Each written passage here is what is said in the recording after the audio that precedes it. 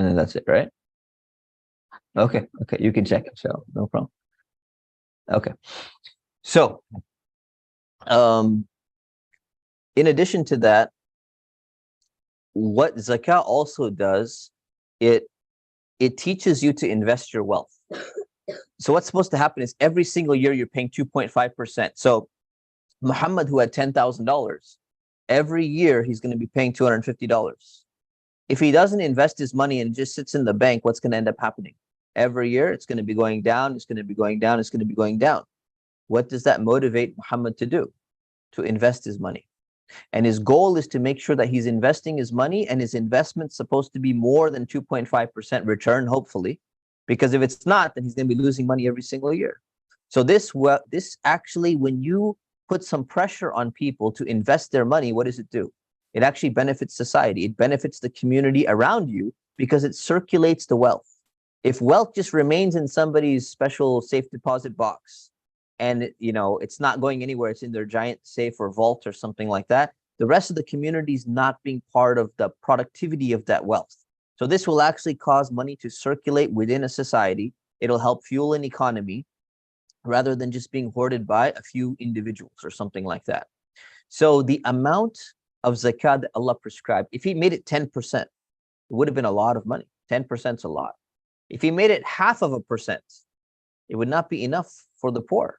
So if you look at the number 2.5%, which is a really interesting number, Allah basically gave a number that's really usually what poor people in a society need in order for them to basically cover their costs.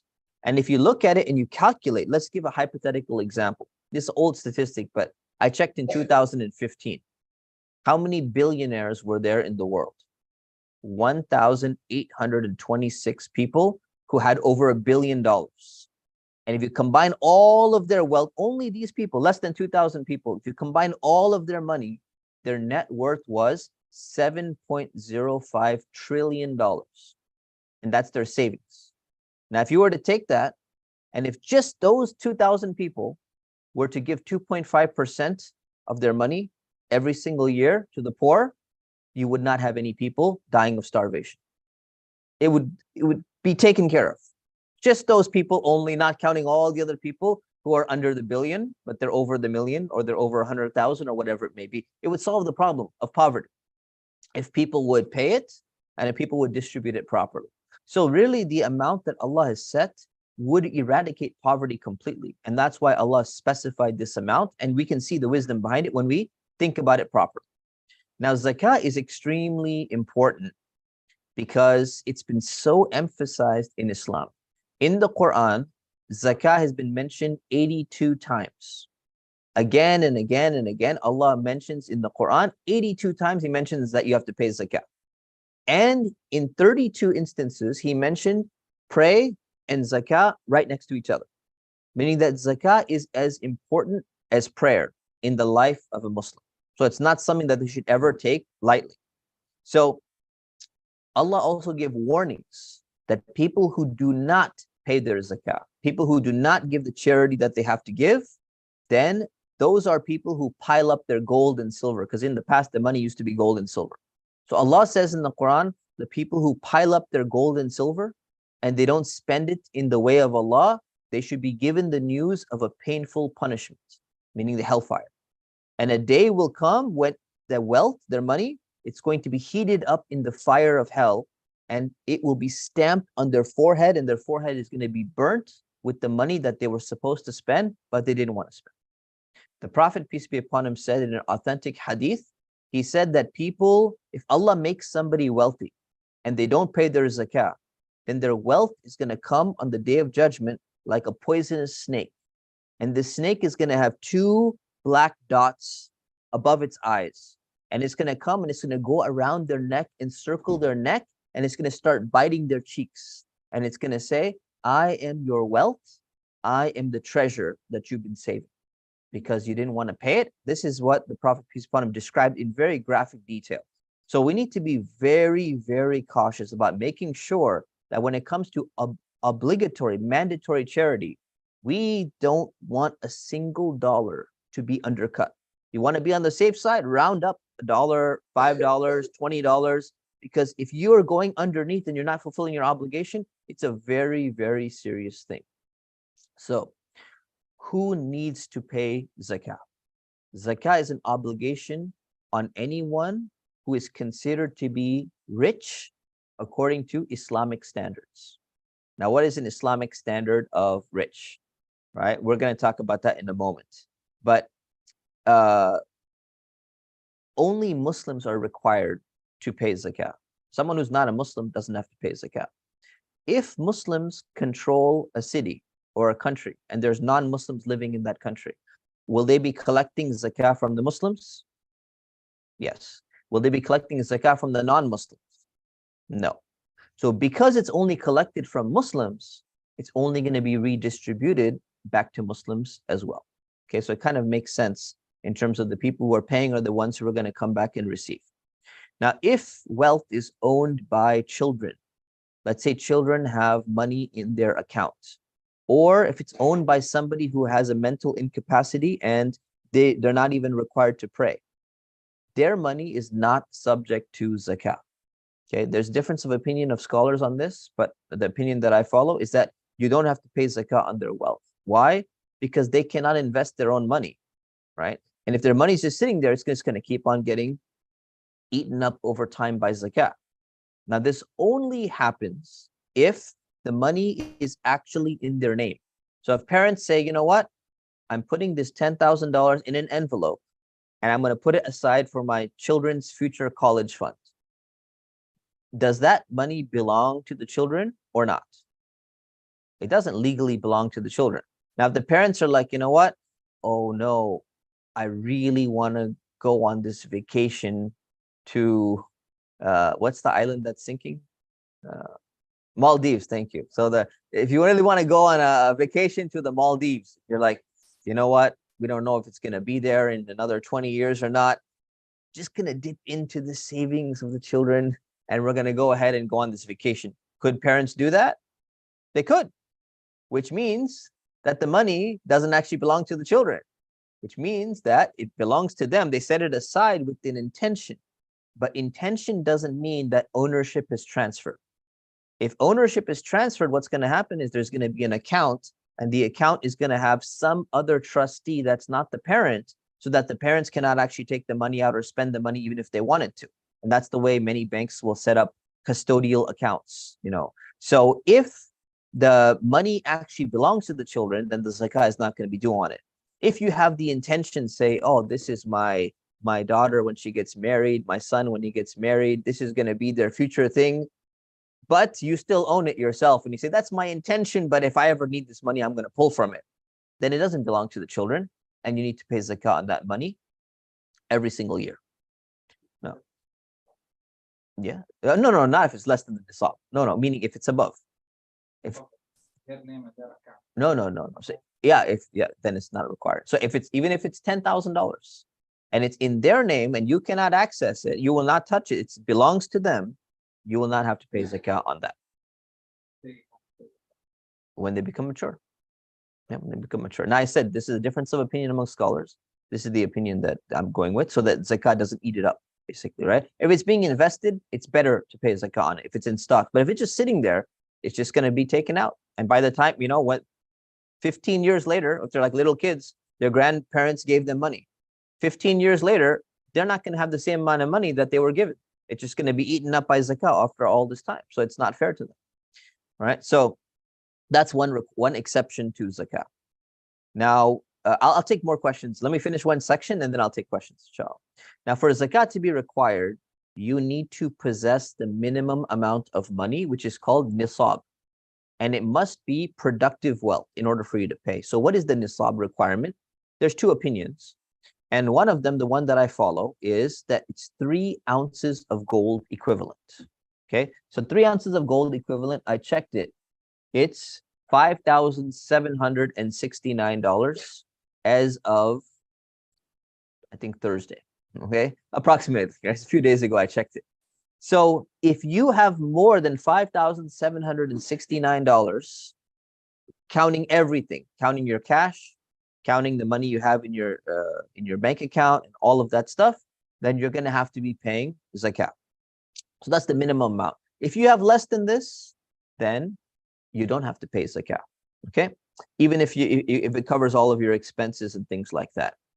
Now, zakah is only due on what's called productive wealth.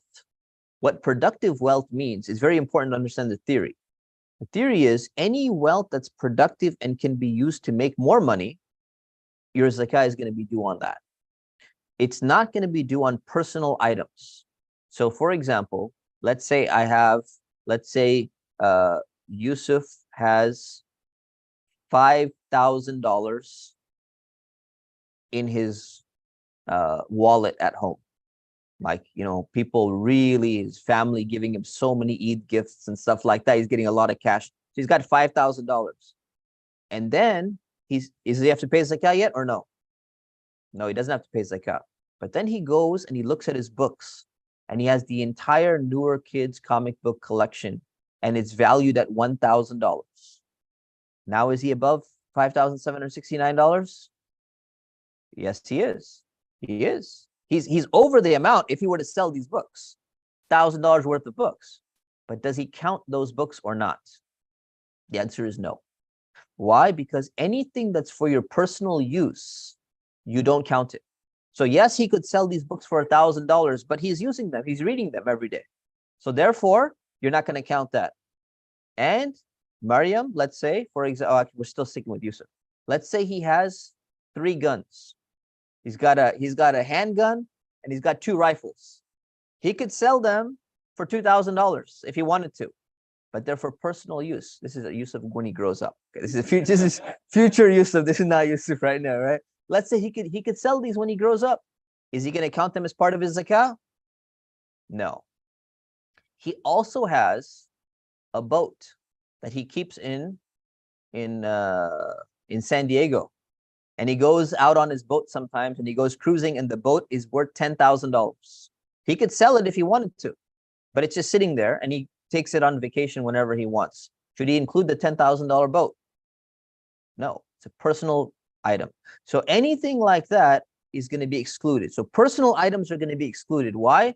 Because they're not going up in value over time. You're not intending to sell them and you're using them. So the fact that you have them for use doesn't allow them to be growing over time in terms of having more value. But the cash money that you have, if you wanted to, you could take that cash and you could go and invest it in something. You could buy something with it, and then try and sell it for more money. You could buy a motorcycle for $5,000, try to sell the motorcycle for $6,000. You made a $1,000 profit. The fact that you're not using your cash, that's up to you. You decided not to invest it. So there's 2 categories of money. One of them is productive money, which is cash and investments that you already used your money for. And the second one is items for personal use. You don't pay zakah on items for personal use. So if you calculate all of your productive wealth and it's over 3 ounces of gold, which is $5,769, then you're going to be paying zakah. Okay. Now, you also are going to exclude one more category, and that is you have to make sure that the money that you have full ownership over it and you have full control over it. If you don't, let's give an example of Maryam. Let's say Maryam in the future works for a company and her company gives, let's say she works for, you want to work for Microsoft or Apple? Pick one. Apple. So she's worked for Apple Computers and Apple Computers gives her $10,000 of stocks, of Apple stock. But if she quits the company and she leaves and says, I don't like Apple anymore, I want to go to a different company. If she quits before 3 years, she will lose all $10,000 of stock. They will take it back from her. But if she stays with Apple for more than 3 years, it becomes hers. It's called vested. So if the stocks that she's given are not vested yet, it doesn't completely belong to her. Because if she leaves the company before 3 years, she's not going to get to keep the money. Therefore, she does not pay on non-vested stocks. After 3 years, that money, those stocks are guaranteed. If she says, you know what, I'm sick of you Apple guys. I'm going to Microsoft or I'm going to Linux or somewhere else, and I'm going to another company, she can take those stocks with her. So that's when she's going to start paying zakah after the stocks have vested. Why? Because she didn't have full ownership and control prior to the vesting of those stocks. Okay, so that is the first part. Okay, so any questions only on what we've covered? I'm going to be covering stocks more in detail and everything else. Anything what we've covered, you need a clarification so far. Yes.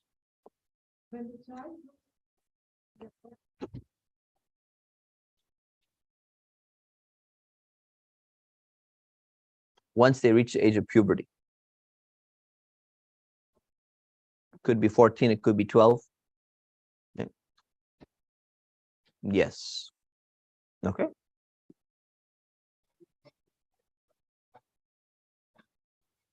Yeah, either legally or practically. So the problem is some parents, they have this dual intention. I'm putting aside this money for my child's, marriage. But you know that if something happens, they're going to take that back and say, well, that was my intention, but I changed my intention. If their intention is so clear cut and they realize I'm never going to touch this money at all, then it can be zakat exempt. But if they're not and they have the dual intention, yeah, it's for them, but it's also for me when I need it, then it's not. You have to be very clear. It doesn't matter legally or non-legally. The intention needs to be so clear cut that you're not going to touch that money. Then it's exempt. Otherwise, you can be investing this money. It's like it's yours.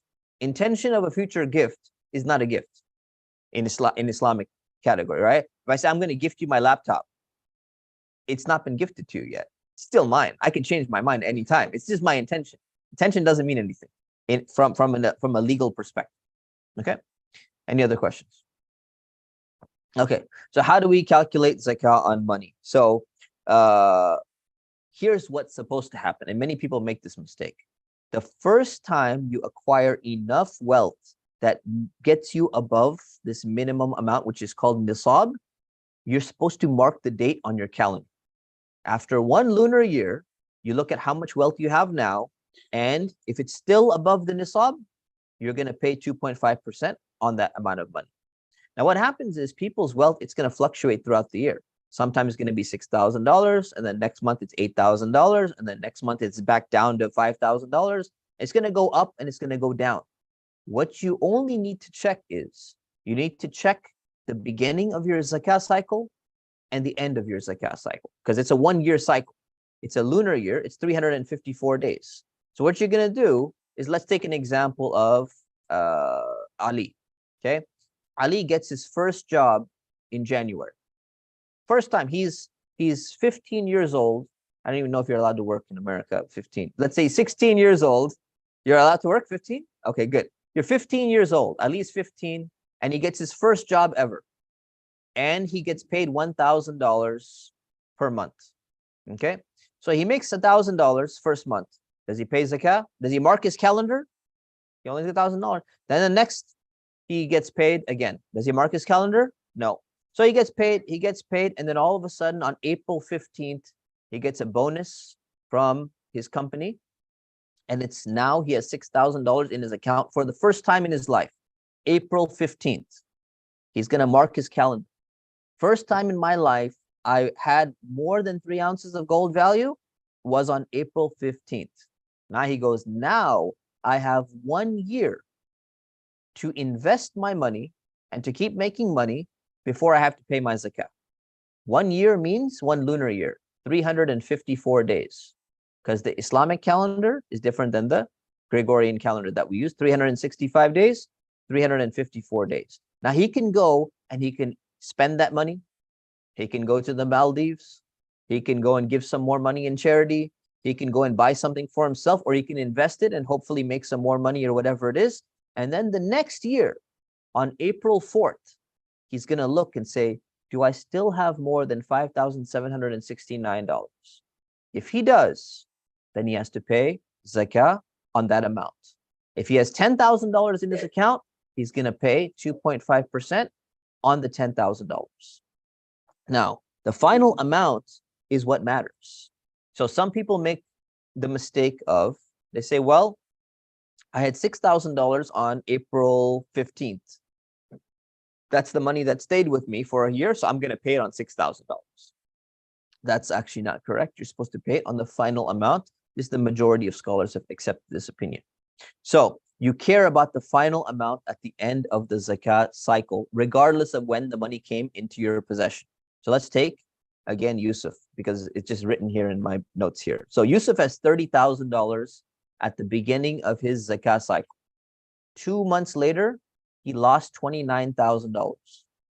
How much money does he have in the bank? No, he lost 29. He had 30. How much does he have? $1,000 left, right? And then he's going. 3 days before his zakat is due, all of a sudden, he gets $5,000 more. How much does he have in the bank? Does he have to pay zakat? On how much money? On 6,000. So even though his money went all the way below the value in the middle of the year, doesn't matter. It came back up by the end of the year, he still needs to pay zakat.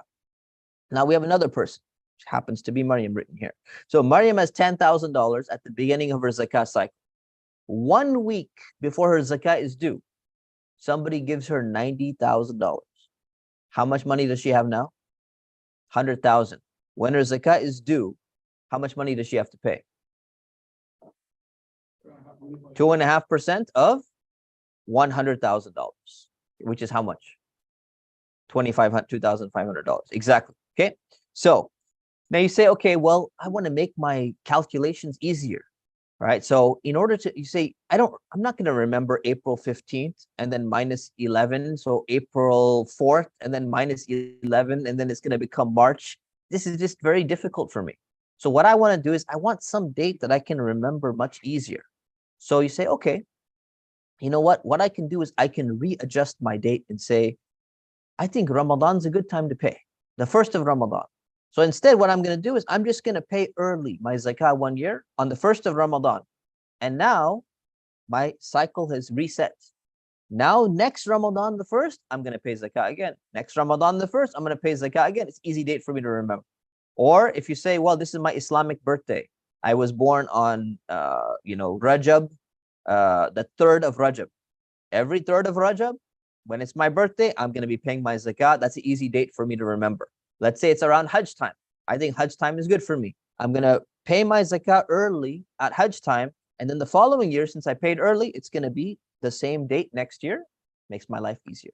Okay. So you can reset your zakat cycle by paying zakat early 1 year. And now you remember what it is.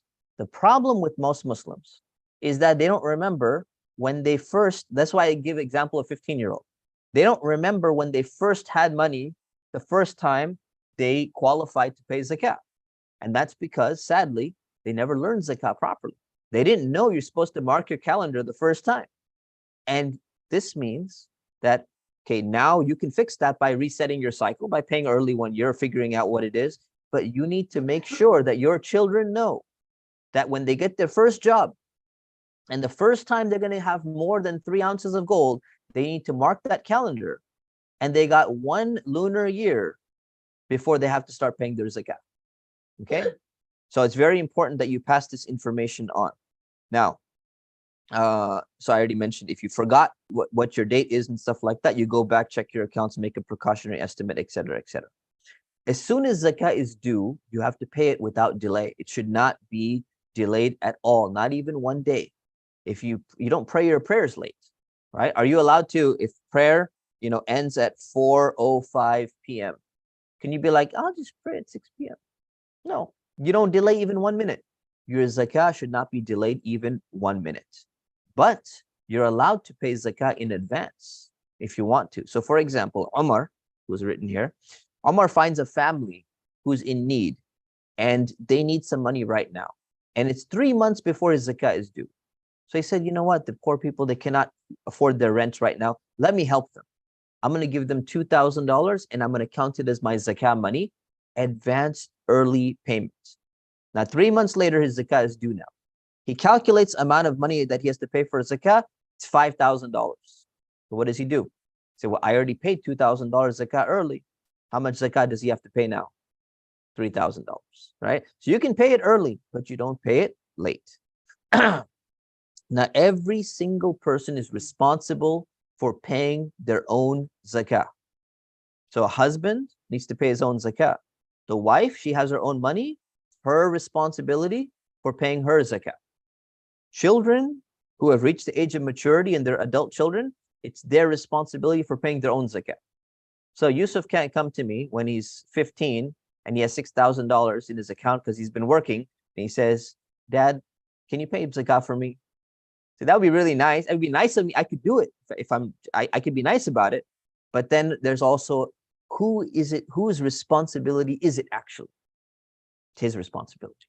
All right. So I can be nice and say, I'll just gift it to you. I'll take care of it. And it's not that much money, but it's important for people to learn a sense of responsibility and learn a sense of ownership that, hey, this is my money.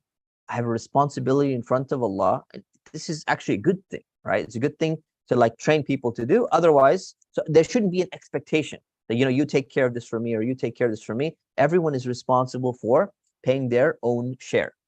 Let's say you have a business and there are business partners, right? So the business itself normally is not going to be paying zakah on behalf of the business. Now it could, if we talk about business and talk about merchandise and inventory and all of those things, you could potentially have the business pay the zakah. But let's say you have a business and I own 30% of this business and my partner owns 70% of the business. The 30% is my share. I'm going to be paying from my side and they're going to be paying from their side. That's generally the way it's going to work. Okay. So every partner is responsible for paying their own zakah. They shouldn't be waiting for somebody else to go and handle it for them, unless the company has a policy that they're going to make sure the business itself pays all the zakah, and then whatever comes back to everyone else is what's left over from the profits. Okay. Questions on that, what we've covered so far? Yes, if you pay too much zakah in advance, it'll count for the following year. Right? So you can do that. Let's say there's an emergency disaster and you paid $5,000 because there was a tornado somewhere and they needed help, earthquake somewhere. And then you say, but my zakah was not even $5,000. You can count it for the following year. So you can pay several years in advance and it'll count for you. Okay. Now, personal items are exempt from zakah. We mentioned this, right? So guns, books, tools, recreational vehicles, motorcycles, cars, all of those things that you're using, they count as personal items, so they're exempt. But the difference between an item that is a business item and a personal item actually depends on your intention and what you're really going to do with it. So for example, I have an example here. Let's take Hassan. Okay. Hassan goes and buys a vintage Ferrari. And he's like, I just really like these old style Ferrari cars and I'm just going to drive it around. Does he have to pay zakah on it? No. Okay. But his friend, Hussein, buys a similar vintage Ferrari and says, these cars are going up in value. And I think that my Ferrari in 5 years is going to double in value and I'm going to sell it and make 100% profit off of it. Does he need to pay zakah on it? Yes, he does. Because he didn't buy it for his personal use. Even if he's driving it around, he didn't buy it for personal use. He bought it for an investment because he thought he's going to resell it because he's hoping that the value is going to go up. So what's going to happen is your intention of why you bought it is going to determine whether it's for personal use or whether it's for business use and you're trying to make more money off of it. If you're trying to make more money off of it as an investment, you will pay zakah on it. If it's for personal use, then it's going to be exempt from zakah. Okay. Now, there's a lot of different types of wealth, right? Most people's wealth is going to be in the form of currency or accounts that they have. So what you're going to do is you're going to make sure that when you're calculating your zakat, you're going to check your bank account. You're going to check your wallet. You're going to check a safe if you have a safe at home. You're going to check under your pillow if that's where you store your money. You're going to check your PayPal account. You're going to check your Venmo account. You're going to check your, I don't know what other accounts people have, right? You're going to make sure don't skip any accounts. You want to make sure if there's money in any account that's there, that's the equivalent of value, you need to make sure that you're going to be calculating it for as part of your money for zakat. When it comes to a business, if you run a business, let's say you aren't even a very small business, there are some things in the business that you have to pay zakah on, some things you don't have to pay zakah on. So let's take the example of Ahmed. Ahmed sells honey. And some of you may know Brother Ahmed, who actually does sell honey, right? So let's say he sells honey and he buys a bunch of jars of honey and stuff like that. And he has a warehouse and he's got giant jars of honey. Now his merchandise and his inventory that he has of this honey, he's planning on selling it and it's going to be in his store. He has to pay zakah on all of his inventory that's for sale and that's being prepared in his warehouse for sale, even if it's not in his store right now, because it has a value. So he's going to pay zakah on all of that every single year. Raw materials. So let's say he has a giant barrel of honey. And no one's going to buy a barrel of honey. He has to scoop it out, put it in a little jar, and put a label on it, and then put it in his store. This is considered the raw material for the final product. He's going to be paying zakah on the raw materials as well. The currency that the business has, he has a bunch of money in his bank account, he's going to be paying zakah on that. Most businesses, they keep a separate account, right? So they have like a separate account of how much money is there. So he's going to look at his own personal bank account, but he's also going to look at his business bank account. He's going to be paying zakah on that one as well. And then there's something called receivables. And receivables are when he's selling his honey, he sells his honey to Brother Muhammad. And Muhammad says, look, I buy honey from you all the time. Can I pay you after 1 month? He says, no problem. I sell it to people all the time. They can pay me later. But that's receivable means that he sold the stuff, but he hasn't received the money yet. So he wrote it down and this money is going to be coming to him. He's going to pay zakah on his receivables as well. So you have to add your receivables. But then he buys honey from his friend somewhere. And he got some honey, but he hasn't paid him yet. That's called payables. So he owes this money. He's going to subtract the money that he owes. He's going to add the money that he's supposed to be receiving, and he's going to calculate his zakah that way. What is zakah not due? It is not due on fixed assets that he's using for his business. So if he owns his building, his warehouse, and he owns the whole thing, and his honey is sitting in there, the building may be worth $100,000. He's not going to be paying on the building. Let's say he has a super machine and this machine scoops out the honey for him and puts it inside the jar for him.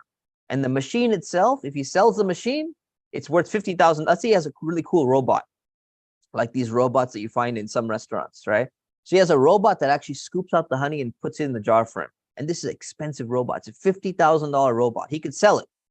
But what is the robot doing? The robot is stuck in doing its job in order for him to operate his business. It's just like the vintage Ferrari. It's just like the boat, the speedboat that's sitting in the San Diego harbor. It's not being used to go up in value. He's using it for his business. He's not going to include that robot into his calculations. So computers, machinery, fixed assets, and things like that are not going to be included in the business for zakah purposes. And any debts that people owe him and they say, you know what, I'm not going to pay. So he sold some honey to a few people and the person said, I'll pay you later. And then it's been 7 months. The person is not paying.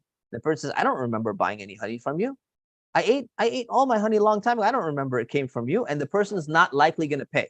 But he has it down. So this person owes me money, but they're denying it and saying, no, I'm not going to pay you your money. I don't owe you any money. You don't have to pay zakah on those receivables. Those are called dead debts or dead receivables. You exclude them and you don't count them. So that is when it comes to running a business. Okay, those are the things that you have to pay zakah on. Now, when it comes to investments, you have to pay zakah on as well.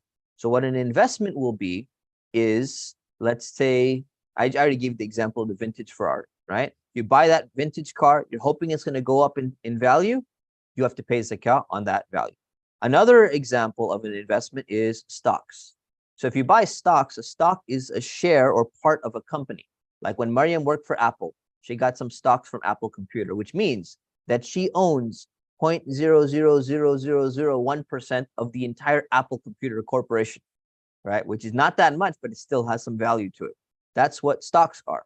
When you buy stocks, the intention of buying stocks is that they're going to go up in value and you're going to resell them for more money.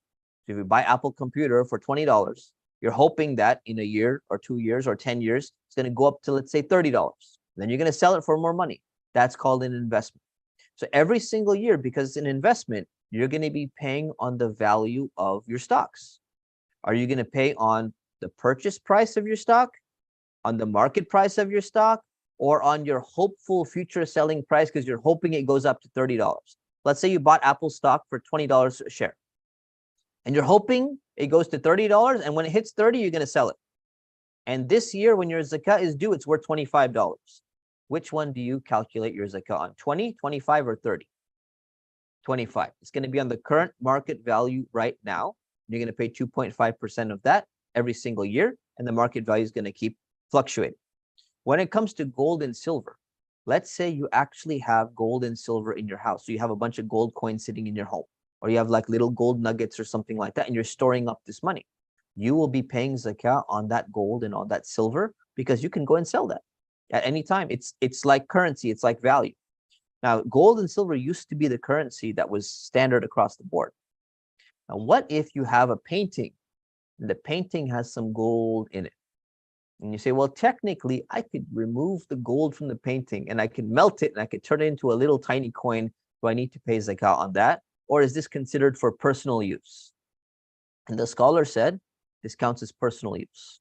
So you don't need to pay zakah on that because you don't actually have this. This happens to be part of some, painting or, some object or something like that. When it comes to jewelry, that's where it becomes a really big issue. So when it comes to jewelry, a lot of women have a lot of jewelry, right? A lot of Muslim women tend to have more jewelry, I think, than more non-Muslim women in the world. It's part of culture, right? So if you have gold and silver jewelry, is zakah due on that or not? So there are three opinions among scholars. The first opinion is the Hanafi school, which says you have to pay zakah on all of your jewelry every single year. And if you don't have enough money to pay, let's say you have $100,000 in gold jewelry, and you say, but I don't have enough money in my bank account to pay for the zakat. What do? You take one bangle, you sell it, and then you pay your zakah from that actual wealth itself, just like you do with your dollars. You have dollars, you can take from the dollars, give your zakah out. You'd be giving out your gold jewelry as zakat. This is the first opinion. And I think this is a safer opinion. If you can afford it, you should do it. The second opinion is that you don't need to pay zakah on jewelry at all. This opinion of Imam Shafi'i, Imam Malik, that zakat on jewelry is just simply exempt. And the third opinion is that there's a difference between jewelry that you're using regularly and jewelry that you're storing as like your savings, kind of. It's like your backup safety egg, nest egg, or whatever it is.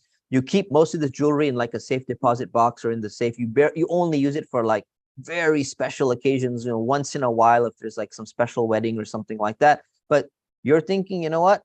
You calculate your net value and you're like, financially, I'm okay. If something happens, I have so much jewelry there. This is my backup financial safety. That jewelry, you're going to have to pay zakah on. The jewelry that you're wearing every single day regularly is for your personal use, and you're not going to be paying zakah on that one. So I kind of lean towards the third opinion, but if you want to be on the safe side, it's best to go with the first opinion and just pay it if it's not a problem for you. And the money is going to the poor anyway. So, think about that. So that is gold and silver when it comes to jewelry. There are some things where your intention fluctuates, right? And owning a home is one of those things where the investment, the intention fluctuates and it plays a role. Is this for investment or is this for personal or business use, right? So it's kind of like that robot that I told you. If you have a robot, it's worth $50,000 and you're like, I'm buying the robot in order to scoop my honey into the jars. And you're like, but I know that I can sell the robot for $50,000 later on. Otherwise, I could just scoop my own honey, But part of the reason why you bought the robot is because it has a good value as well. So let's give me an example. Mustafa buys a rare comic book for $50. It's the first Spider-Man comic ever, Final Fantasy 15. Right? It's actually worth thousands of dollars, but I used to collect comic books back in the day, so that's why I know this, right? Let's say you buy a rare comic book, and the only reason I bought it was because I want to read it. I love the story. First appearance of Spider-Man ever. Okay, and then it's his personal use. Let's say it's worth $50, right? Do I need to pay zakah on it? No. Now I give it to my friend. What's my friend's name? My friend is Umar. I give it to my friend Umar. And Umar goes, I don't care about these comics, but I know this thing has good value. And it's going to keep going up because, Marvel keeps on producing more and more movies. And this is a big industry. I think this is going to be worth $1,000 in 5 years. Does he have to pay zakah on it? Yes, he does. So same book, same comic book. When I owned it, I don't need to pay zakah on it. When he owns it, it transfers to him. His intention is different. He needs to pay zakah on the exact same comic book. So intention plays a really big role. And that's when it comes to personal property. So when you buy a home, if you are a person who buys and fixes up and flips homes, and your zakah is due, you buy a home and your intention is to flip this property and sell it, you need to be paying zakah on that because you bought it and your intention is to sell it. If you buy a property and your intention is to live in it, but somewhere down the line you have a dual intention, you're like, but it's worth a lot of money later on, I can also sell it. There's a dual intention. And now you need to figure out which intention was higher. Are you trying to save the rent? Or are you trying to flip the property and sell it off? If you own a rental property, you buy another property, another house, and you say, you know what, what's my intention on this? Is my intention to just keep renting it out, keep getting rent payments? Or is it also my intention is hopefully it's going to keep going up and then I'm going to sell the property down the line. It's also for investment purposes. So the general fatwa, the general rule that scholars have given is that personal property and rental property is exempt from zakah. Why? Because they understood that the general, natural, usual intention is primarily to either live in it or to rent it out. You're going to end up paying on the money that you're collecting from rent. Then you're minusing your expenses anyways. Whatever's going to be left in your bank account, it's automatically going to be there. So the general answer is personal property and rental properties are exempt from zakah, even though it's true that there's a little bit of a gray area in the intention of investment versus personal use versus business use. Okay, so I just wanted to clarify that, and all of that plays a role in determining what is what. Access restricted investments. So there are some investments where you don't have access to get your money back. So for example, Ahmad gives Talha $5,000 to go invest as a partnership in a home. The home is $1 million. And there's going to be a ton of people investing $5,000 each to buy a home. It's going to be like 200 people investing in it. So he gives $5,000 to his friend. He's going to buy the home with all of this money that's collected. And he says, but you know what? I cannot, if you ask me for your money back, I cannot give it back to you until 3 years later. 3 years later, we're going to sell the home and then we're going to give you back your $5,000 plus extra profit afterwards. And he says, but look, it's been 1 year. I really, really need the money right now because there's cheap tickets to the Maldives and I really want to go, right? So he can't get his money. He doesn't have access to his money. So you say, well, this is an access restricted investment. I'm not able to get my money out. Does he need to pay zakah on it? The answer is yes. Why? Because he voluntarily gave up his access to this money for some significant benefit that he's getting. This is not like the unvested stocks from Apple that Maryam had. This is a completely different category. You gave up your ability to withdraw. You knew that you're not going to access your money for 3 years because you thought it's a very good deal. So when you voluntarily give up access to your money in an access restricted investment, you are going to be responsible for paying for the value of that every single year. So let's say he put $5,000 into this house. It was $1 million house. Now it's gone up to $1.1 million. His potential investment has gone up to, let's say, $5,500. That's the market value if they sold the house now. He's going to be paying zakat every year on $5,500, even though he doesn't have access to the money because he voluntarily gave it up. Some scholars even are confused about this issue because they read, remember I told you before, in order for zakah to be qualified for zakah, you have to have complete control and access to your wealth. But not if you voluntarily gave up your access to your wealth due to an investment. That's not what they were talking about. They were talking about your money stuck in some other country and you can't even get it out because it's a war zone right now. That means you don't have access to your money. Or someone could take back your Apple unvested shares. That's what it meant. It wasn't referring to this. That's example number one. Example number two is 401k, 401(b) account, 403(b) accounts, IRA, individual retirement accounts, and things like that, where people are storing up their money and they have access restrictions. It doesn't mean that they can never access their money. It's still their money, right? If you want to buy your first home, you can access that money. If you have healthcare costs or something like that, you can access that money. If you change jobs or whatever, you can roll over that into a different account from 401k to an IRA or something. There's so many different ways to transfer this. This is still your money when you put it into an access restricted retirement account. So technically, you should be paying zakah every single year on that access restricted account, even if it's in a retirement account. But there's two main opinions on this by scholars. The first opinion is that you need to pay zakah on it every single year, just like you would pay in stocks.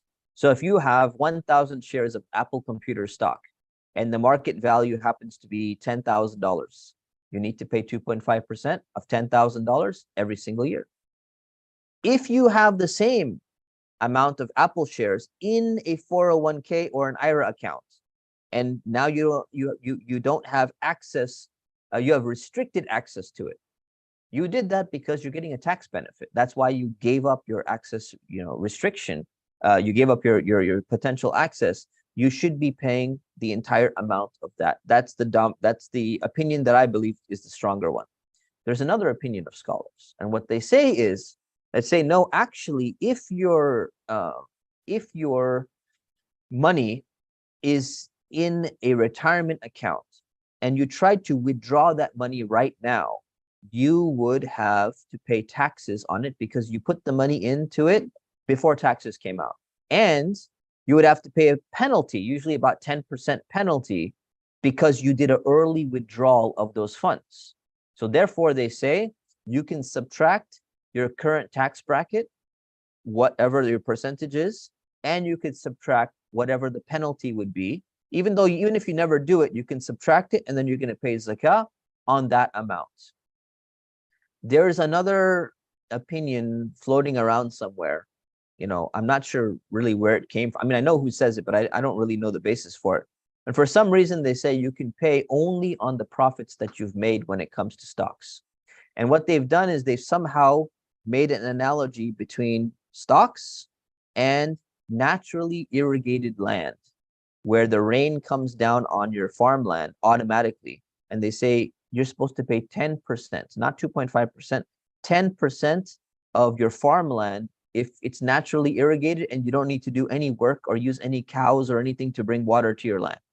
So they say, therefore, you pay 10% only on the profits that you make. I can't understand how stocks are analogous to naturally irrigated, land. Every year, no, not when you're, every year on your naturally irrigated land, because they say you're reaping the profits.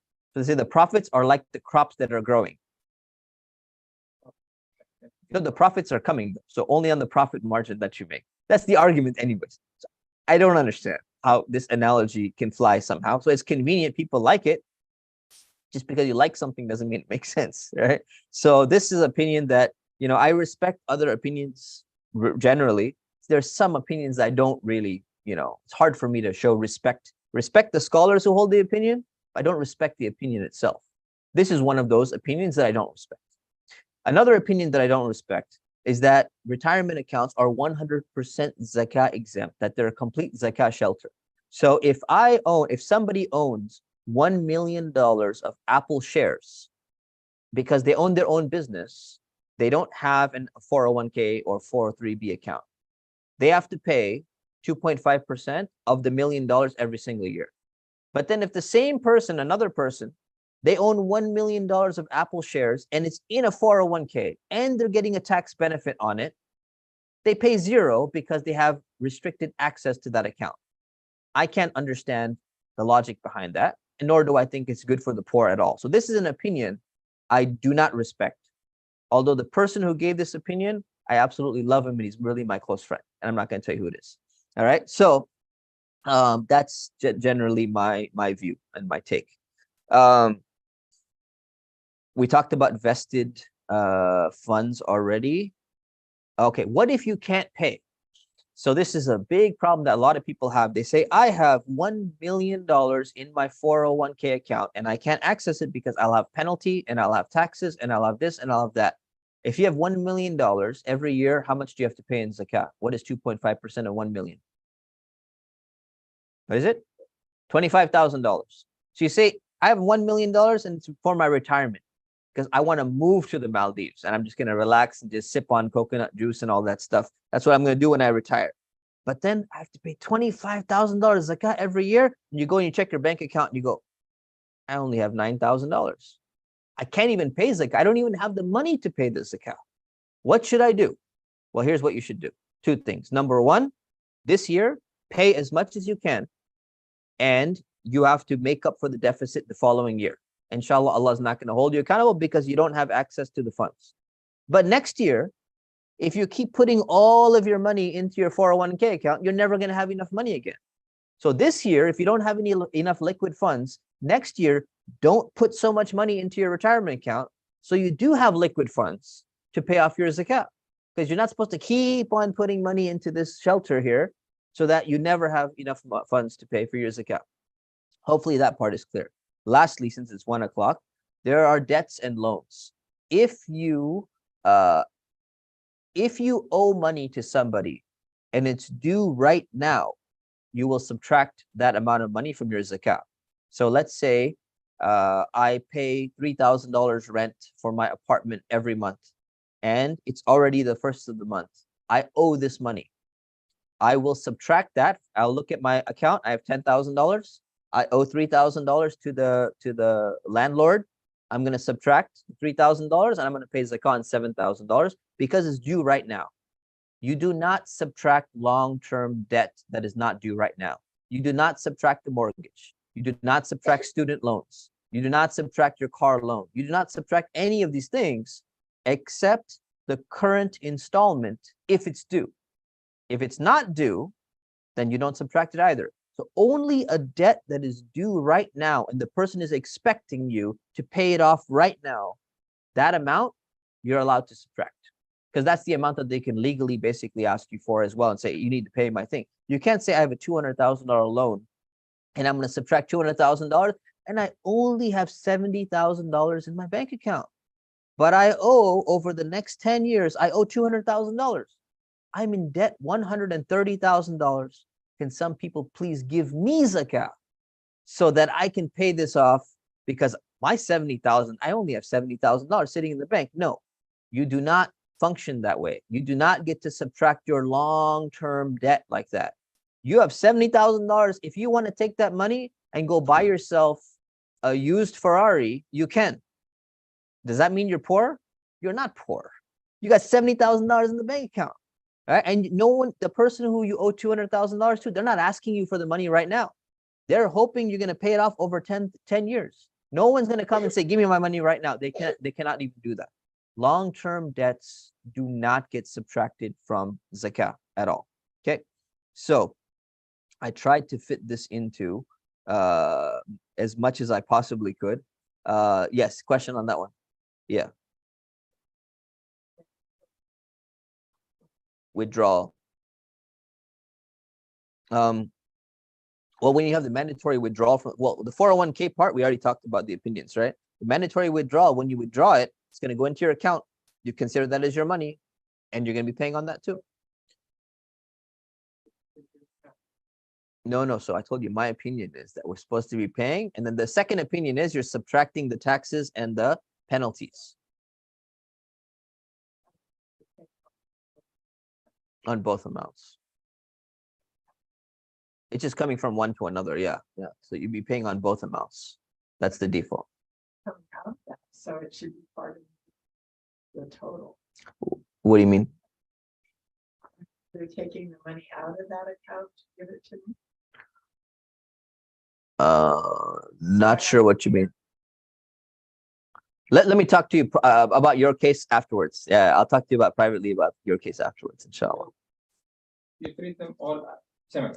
As if it was normal stock market investment, like an account, basically. Okay. All right. So last thing, distribution of zakat. Who is eligible to receive zakat? Okay.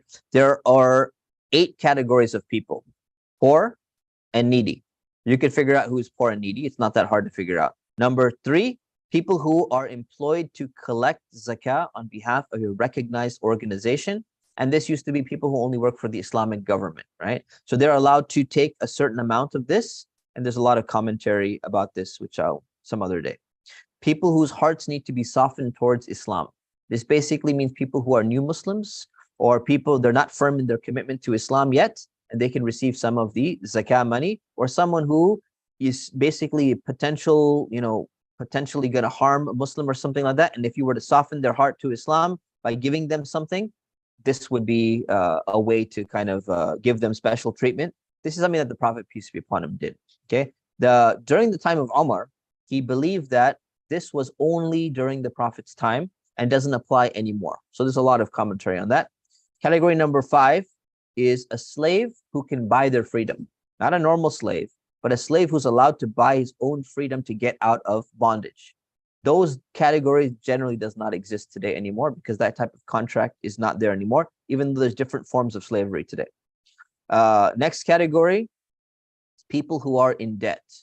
Now, people who are in debt means people who are in debt that causes them to be in a state of poverty, not people who have long-term debt, right? For funding the defense of Islam and Muslims.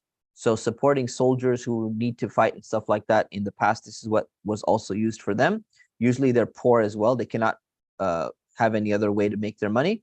And lastly, somebody whose money is stuck in a foreign country and they don't have access to it.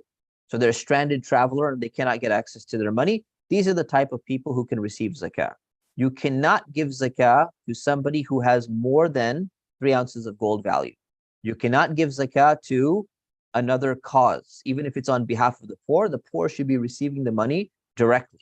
So building schools, mosques, hospital, bridges, all those things, it may support the poor, but it may also help other people as well. It's supposed to be going primarily to the poor.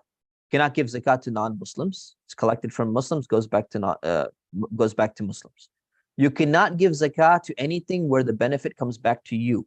So if you invest and you give money to the masjid, and the masjid buys a new carpet with your zakah money, and then you're using the carpet, the zakah is coming back to you, you're benefiting from that directly.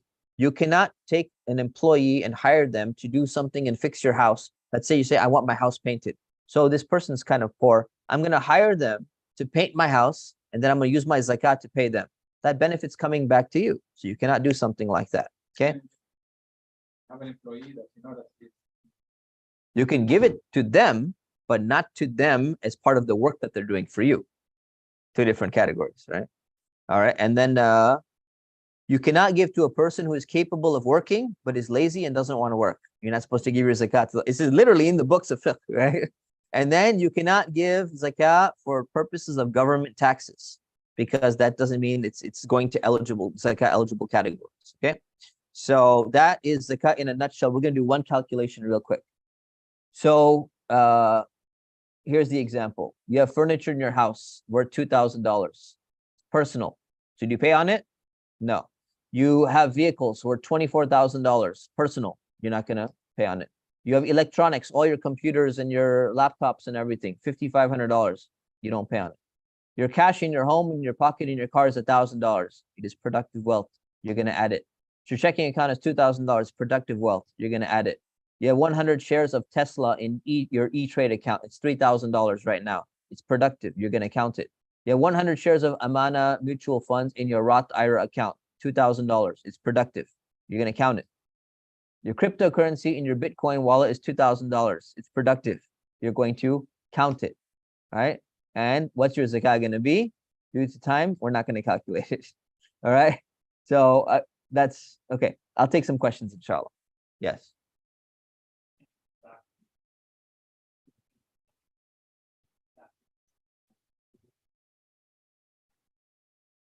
What do you mean? Yeah. So when the government can you claim your zakah as a tax deduction? Yes, you can.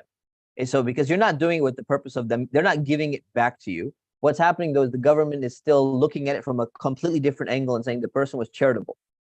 Take the tax deduction. Yes. What else? Yeah.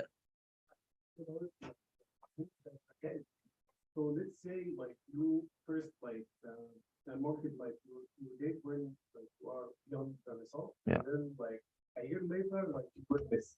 Let's say like on the next Ramadan like I have a $1,000 now, but a couple of months later like I get like $10,000. Yeah. So the rule is when your nisab goes below the level on your zakat date, you're not paying zakat anymore.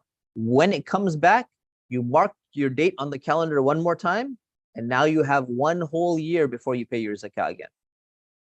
Yeah, but maybe like no like there's some fluctuation during the day the previous year. Yeah. Sometimes There's always going to be fluctuations. So what you do, the simple rule is you always look at the beginning and the end of the year. That's all. You don't care about what anything that happens in the middle, beginning and the end. And if you're below at the end, you're not paying zakah. And then you come back up 3 months later, you do not pay zakah. You mark your date, and then you get one more year to invest your money, and then you see if you're going to pay zakah or not. Your cycle will change, and you reset the entire cycle again. Because if you went down, you kind of went into the poverty area. You're going to reset, and you get one whole extra year to wait before you pay zakat. Yes. Something like that,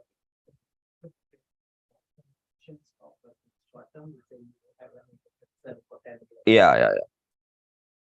Yes, I've heard this long-term and short-term investment stock, and I've also heard this idea of, well, my intention, I want to get the dividend rather than the this or whatever it is. My opinion is that it doesn't matter what the intention is, whether it's long-term or short-term. It doesn't matter how long you plan on selling. If you bought it for the purpose of capital gain, you want it to go up in time, it doesn't matter how long you hold it, you're still going to pay zakat on it because you can sell it at any time. You can change your intention at any time, right? Yes.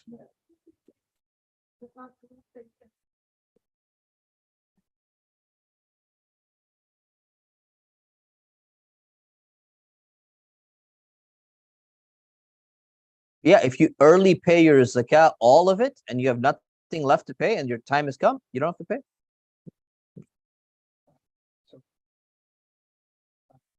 Stocks are easy to estimate because you know that like real estate, for example.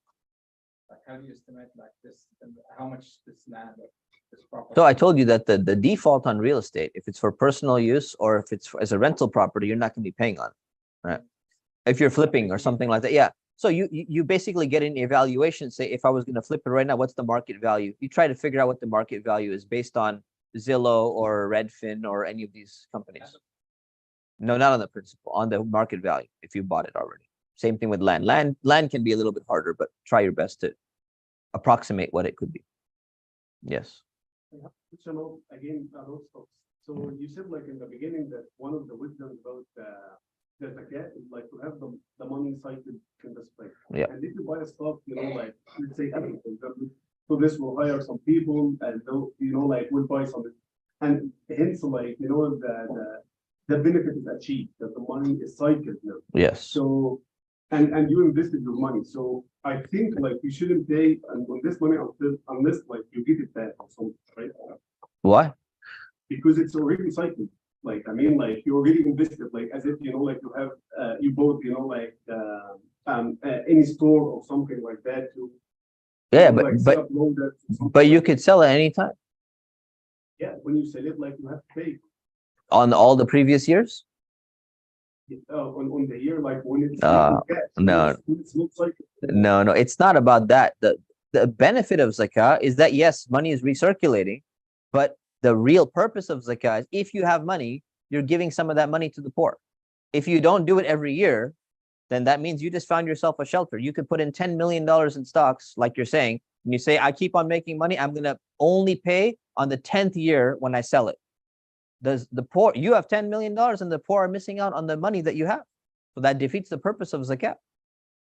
Right. Inshallah, I'll take all other questions after the prayer, inshallah. I'll remain here, inshallah, after the prayer. You can come up to me and ask me any other questions for zakat. Subhanakallahumma bihamdik, ashhadu an la ilaha illa ant, astaghfiruka wa atubu ilayk. Assalamu alaikum. Yeah. I'm trying to